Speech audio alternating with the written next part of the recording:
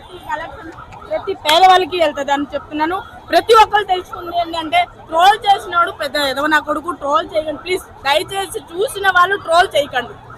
ఎందుకంటే ఆయన కష్టపడిన దాంట్లో న్యాయంగా సంపాదించిన డబ్బులు ఎన్నో కోట్లు ప్రజలకు పెట్టారు.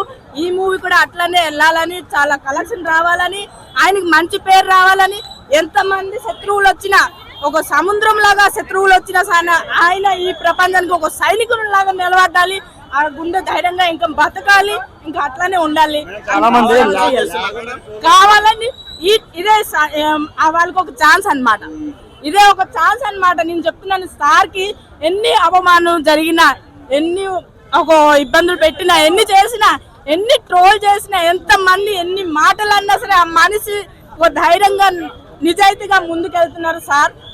ఇంకా ఆయన ఒక 100 years బతకాలి, అందరికి మంచి చేయాలని కోరుకున్నాను. మంచి కలెక్షన్ రావాలి, ప్రజలకి ఉపయోగం కావాలి. ఏమండి, ఒక నిజాయితీగా ఒక మనిషిగా నేను అభినందిస్తాను. చారిత్రాత్మక సినిమా కాబట్టి సెట్ అయింది, ఎప్పుడు చేయలేదు, సెట్ అయింది. మీరు గమనిస్తారంటే ప్రతి ఒక్కటి శత్రువుకి జవాబు చెప్పినట్టు ఉంది. రాజకీయ వాళ్ళకి ప్రతి మూమెంట్, ప్రతి డైలాగ్, ప్రతిది శత్రువు అంటే శత్రువులకి ఇది ముఖ్యంగా శత్రువులకి ఇది జవాబు చెప్తాను. ఇది